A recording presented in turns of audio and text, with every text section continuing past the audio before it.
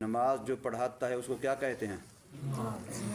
जो नमाज पढ़ाता है उसको क्या कहते हैं? इमाम। और इस काम को कहते हैं इमामत। नमाज पढ़ाने वाले काम को क्या कहते हैं? इमामत। मेरी बात को तवज्जो सुनना। नमाज पढ़ाने वाले को क्या कहते हैं? इमाम। और इस काम को क्या कहते हैं? इमामत। इमाम की या इमामत की दो किस्में हैं। इमाम की या इमामत की इस्लाम के लिहाज से दो किस्में हैं।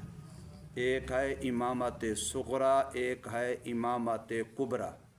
एक है इमामत सुगरा और एक है इमामत कुबरा। एक है छोटी इमामत और एक है बड़ी इमामत। एक है छोटा इमाम, एक है बड़ा इमाम।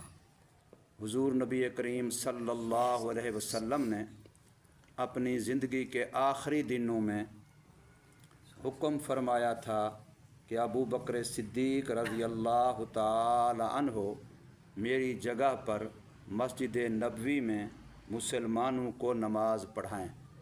तो हज़रत अबू बकर सिद्दीक़ रज़ी अल्लाह ने हुजूर की ज़िंदगी में 17 नमाज़ें पढ़ाईं।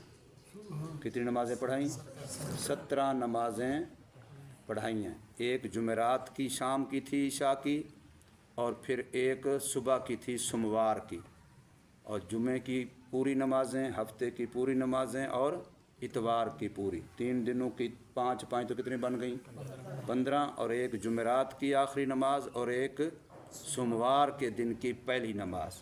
तो यूँ 17 नमाज़ें किसने पढ़ाई? हज़रत अबू बकर सिद्दीक़ रज़ी अल्लाह ताला अन्हो ने। तो ये जो नमाज़ें पढ़ाई हैं इसको इमामत कहते हैं। क्या कहते हैं इसको? और ये इमामत सुगरा थी। ये इमामत सुगरा थी। जब हुजूर सल्लम का विसाल हो गया, आप दुनिया से पर्दा फरमा गए, तो अब मसला आया कि अब मुसलमानों का हुक्मरान कौन बने, नबी पाक सल्लल्लाहु अलैहि वसल्लम का खलीफा कौन बने, आपका जानशीन कौन बने, रियासत मदीना का वाली कौन बने, हाकिम कौन बने। तो इसके लिए जब मशवरा किया गया, दलाइल दिए गए, राय दी गई, तो लोगों ने ये कहा कि नबी पाक सल्लल्लाहु अलैहि वसल्लम ने जिसको अपनी ज़िंदगी के आखिरी दिनों में हमारी नमाज का इमाम बनाया, हम अपनी रियासत का इमाम भी उसी को बनाते हैं। जिसको लोग हुजूर सल्लम ने हमारे लिए क्या बनाया था? नमाज का इमाम बनाया था। हम अपनी हकूमत का, रियासत का, मुल्क का भी हुक्मरान इमाम उसी को बनाते हैं। यानी जिसको नबी पाक सल्लल्लाहु अलैहि वसल्लम ने इमामत सुगरा दी, हम उसी को इमामत कुबरा देते हैं। और लिखा हुआ है किताबों में कि नमाज का इमाम जितने बंदे, मसलन जी हम सारे बैठे हैं मस्जिद में और नमाजी थे, भाई इनमें से नमाज कौन पढ़ाए, इमामत का ज़ियादा हकदार कौन है? तो इन सारे बच्चों ने जो कुदूरी पढ़ी हुई है पढ़ा है कि वहाँ लिखा है सबसे पहला नंबर किसका है?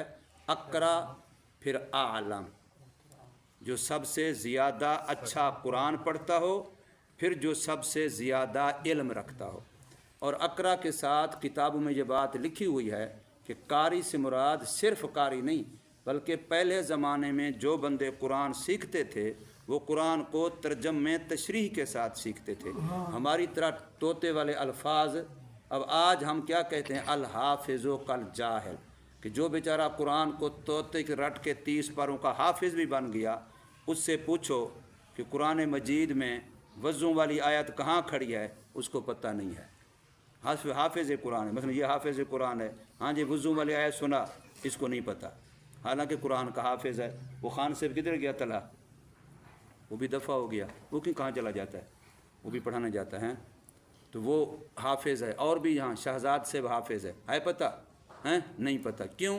इसलिए कि हमने तोते की तरह रटाया, हमने कुरान को वैसा नहीं पढ़ा जैसे तर्जमे तशरीह से पढ़ते। हज़रत उमर रज़ी अल्लाह ने कुरान पढ़ा, जब सूरत बकरा मुकम्मल पढ़ ली, सूरत बकरा मुकम्मल पढ़ ली, तो ऊँट ज़बा किया, खैरात की, सदका किया, खुशी मनाई कि मैंने सूरत बकरा पूरी सीख ली है, ऊँट का सदका किया। सुन रहा है कि नहीं? ऊँट का सदका। تو اب اس سے مطلب کیا ہو جاتا ہے کہ وہ اقرا سے مراد بھی وہ ہے جو قرآن کا عالم بھی ہے، صرف خالی قاری نہیں ہے۔ جیسے آج کل ہم خالی قاری ہوتے ہیں، ان کو بالکل ترجمے کا ایک لفظ سورۃ فاتحہ کا ترجمہ بھی نہیں آتا ہوتا، تو ایسا نہیں بنتے تھے پہلے زمانے میں۔ اس لیے اصل جو مقدم ہے امامت میں سب سے وہ عالم ہے، اور عالم سے مراد بھی کون؟ عالم بالسنہ، جو نماز کا سنت طریقہ سب سے زیادہ جانتا ہو۔ کون امامت کرائے حضرت صاحب؟ جو نماز کا سب سے زیادہ سنت طریقہ جانتا ہو، امامت کا حقدار پورے مجمع میں سے وہ ہے۔ اچھا، جو جانتا ہو تو علم مقصود ہے یا مقصود علم سے عمل ہے؟ مقصود عمل ہے۔ علم صرف ایک بندہ جانتا تو بڑا طریقہ ہے لیکن پڑھتا اس طریقے کے مطابق نہیں ہے تو وہ امامت کا حقدار نہیں ہے۔ جو جانتا بھی سب سے زیادہ اچھا طریقہ سنت کا ہو نماز کا، پھر پڑھتا بھی سنت کے مطابق ہو۔ اچھا، جو نماز کا طریقہ سنت کے مطابق جانتا ہوگا، نماز سنت کے مطابق پڑھتا ہوگا، تو وضو کیسا کرتا ہوگا؟ میں دوڑتا گیا بس کیا ایسے کیا بس ہو گیا وضو، چلو دوڑ کے آؤ مسئلے پہ چڑھ جاؤ، ایسے کرے گا؟ وہ وضو میں بھی کیا کرے گا بھائی؟ توجہ، وضو میں بھی کیا کرے گا؟ سنت پہ عمل کرے گا۔ وضو بھی کیسا کرے گا؟ اگلے دن مجھے ایک بندے نے واقعہ سنایا، حضرت خاکوان سے دامت برکات جب تشریف لائے تھے تو حضرت وضو کر رہے تھے تو ایک ساتھی نے پھر یہ واقعہ سنایا حضرت کے وضو کے دوران کہ بھی فلاں مدرسے میں فلاں جگہ پر ایک عالم تشریف لائے، فلاں مدرسے میں فلاں جگہ پر ایک عالم تشریف لائے، بزرگ تشریف لائے، اللہ والے تشریف لائے۔ تو مدرسے والوں نے تمام مدرسے کے اساتذہ کو بلایا کہ آؤ بھئی حضرت وضو کر رہے ہیں، تم اپنا وضو سیکھ لو۔ نہیں سمجھ آئی؟ وہ وضو کریں گے، تم ان کو دیکھ کے اپنا وضو، کن کو بلایا؟ مدرسے کے استاذوں کو، طالب علموں کو نہیں، مدرسے کے استاذوں کو بلایا۔ اور اس اللہ والا نہیں کہا کہ ان کو بلاؤ مجھے وضو کرتا ہوا دیکھ، بلکہ اس کو تو پتہ بھی نہیں تھا، اس کو بتایا ہی نہیں ہے کہ ہم بلا رہے ہیں، استاذ تیرے وضو کو دیکھیں گے، ایسا نہیں ہے۔ ویسے ان کو پتہ تھا کہ اس نے وضو کرنا ہے تو اول سے لے کے آخر تک مکمل سنت کے مطابق کرنا ہے، لہٰذا ہمارے استاذ آ کر کے وضو کو دیکھ لیں تاکہ یہ سنت کے مطابق وضو سیکھ لیں۔ اگلے دن تصویر آئی ہوئی تھی، مفتی عبدالرؤف سکھروی صاحب ہیں اس وقت دارالعلوم کراچی میں، جو مفتی تقی عثمانی صاحب کا مدرسہ ہے اس کے اندر استاذ ہیں، وہ وضو کر رہے ہیں، دورہ حدیث کے طالب علموں کو دکھا رہے ہیں، منہ سے نہیں بول رہے، وہ لوٹا منگوایا، لوٹے سے وضو کر رہے ہیں، ٹوٹی پر نہیں کر رہے، لوٹے سے وضو کر رہے ہیں، اور طالب علم سارے گول دائرہ بنا کے کھڑے ہیں، 500-600 طالب علم ہوتے ہیں وہاں دورہ حدیث میں، تو سارے دیکھ رہے ہیں کہ جیسے استاد جی وضو کریں گے یہ وضو سنت کے مطابق ہے۔ تو وضو بھی جو بندہ زیادہ سنت کے مطابق کرے اور پھر نماز بھی زیادہ سنت کے مطابق پڑھے، وہ بندہ ہماری امامت کا باقیوں سے زیادہ حقدار ہے۔ اب یہ بات صرف قدوری میں لکھی ہے، وہاں لکھی رہے، باقی ہم نے نماز پڑھانی بھی ہے لیکن سنت کے مطابق پڑھنی نہیں ہے، ٹھیک ہے نا؟ اس کو پوچھنا کیا کر رہا ہے؟ میری بات سمجھ آ رہی کہ نہیں آ رہی؟ جو میں بات کہہ رہا ہوں یہ وضو سنت کے کہنا آسان ہے نا، جب کر کے دکھائے گا نا، ایک بچہ کہے کہ الحمدللہ میں پورا مہینہ وضو کروں گا اور مہینے میں ایک دن بھی میرا وضو سنت کے خلاف نہیں ہوگا، مزہ آ جائے۔ کوئی ایک بندہ تو یہ تیار ہو جائے، پھر دیکھو دوسرا تیار ہوگا، تیسرا تیار ہوگا، میں نماز پڑھوں گا، سنتیں پڑھوں گا، میں نفلیں پڑھوں گا، وتر پڑھوں گا، فرض پڑھوں گا، میں نماز پڑھوں گا اول سے لے کے آخر تک، میرا قیام، میرا کانوں کو ہاتھ اٹھانا، ہاتھ باندھنا، پھر رکوع، پھر سجدہ، پھر قعدہ، پھر سلام، ایک ایک چیز میری سنت کے مطابق ہو۔ اور چھوٹا سا رسالہ ہے مفتی تقی عثمانی صاحب کا، نمازیں سنت کے مطابق پڑھیے، یہ نام ہے اس کا۔ ہم تو یہاں پاؤں جو رکھتے ہیں نا پہلے کھڑے ہوتے ہیں، ان میں بھی کبھی یوں پاؤں کے اندر بھی نمازی جب سجدے کی حالت میں گئے پڑے ہوں تو انگلیاں اکثر کی یوں سیدھی کھڑی ہوتی ہیں یا پیچھے یوں پڑی ہوتی ہیں، یہ خلاف سنت، انگلیاں آگے کو مڑی ہوں، انگلیوں کا رخ بھی قبلے کی طرف، قدوری میں لکھا کھڑا ہے، انگلیوں کا رخ بھی کدھر ہو، پاؤں کی انگلیوں کا رخ بھی کدھر ہو، ہاتھ جو سجدے میں رکھے ہوں یوں نہ رکھے ہوں بلکہ یوں رکھے ہوں، انگلیوں کا رخ بھی قبلے کی طرف، انگلیاں بھی قبلے کو منہ کیے ہوئے ہیں۔ اب یہ چیزیں ہم کب سیکھیں گے؟ مدرسے میں رہ کے اگر ہم نے نہیں سیکھنی، پڑھتے ہوئے اگر نہیں سیکھنی تو کب سیکھیں گے؟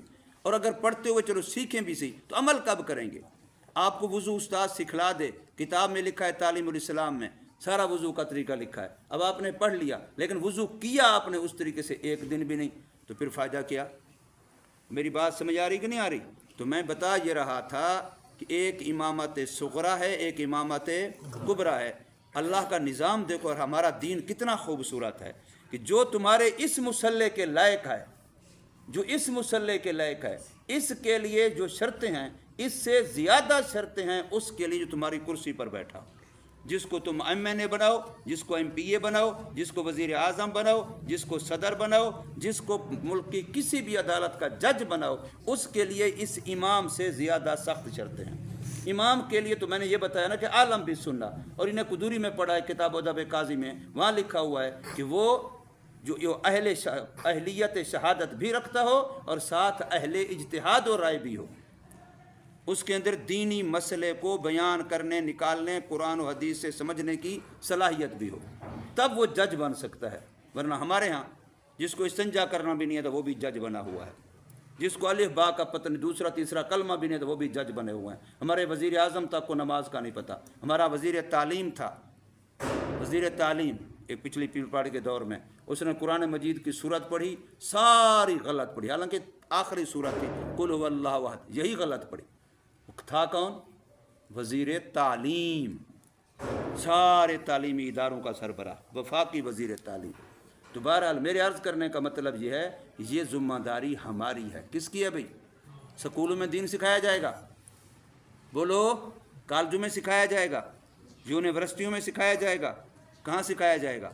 मस्जिद में, मदरसे में। तो अगर तुम मस्जिद वाले नहीं सीखोगे, तुम मदरसे वाले नहीं सीखोगे, तुम अगर अमल नहीं करोगे, तुम लोगों के लिए नमूना नहीं बनोगे। ये बच्चा हमारा चला गया किसी इलाके में, कहीं जाके इसने मस्जिद में वज़ू किया, 10 बंदे देख रहे हैं और ये वज़ू खिलाफ सुन्नत करे, तो बताओ उनका क्या तासुर होगा? उनका तासुर क्या होगा? बोलो ना, सोचो कि भी वो क्या सोचेंगे। अगर एक बच्चा हमने भेजा किसी के पास ड्राइविंग सीखने के लिए, वो लोग ड्राइविंग सीखने वाला आ जाए और गाड़ी गलत चलाए, तो हम क्या कहेंगे उनको? अच्छा सिखलाया इन्होंने, तो भाई हमने जो वज़ू सिखलाया वो क्या किधर गया? हमारा यहाँ का बच्चा घर में जाए, किसी और मस्जिद में जाए, बाज़ार में जाए, वहाँ नमाज पढ़े, नमाज पढ़ता हुआ कोई देखे तो उसे पता चले किसी जगह का सीखा हुआ है, और अगर वज़ू करता हुआ कोई देखे तो उसे पता चले कि किसी जगह का सीखा हुआ है, जाहिल नहीं है। फिर बात समझ आ रही कि नहीं आ रही? तो इसलिए आपने इमामत करनी है, तो इमामत के लिए ये ज़रूरी है कि वो सुन्नत पर अमल करने वाला, आलिम भी सुन्नत भी हो, आमिल भी सुन्नत भी हो, सुन्नत पर सबसे ज़्यादा इल्म रखने वाला भी हो और सबसे ज़्यादा अमल करने वाला भी हो। अल्लाह तबारक व तआला हम सबको अमल की तौफीक दे।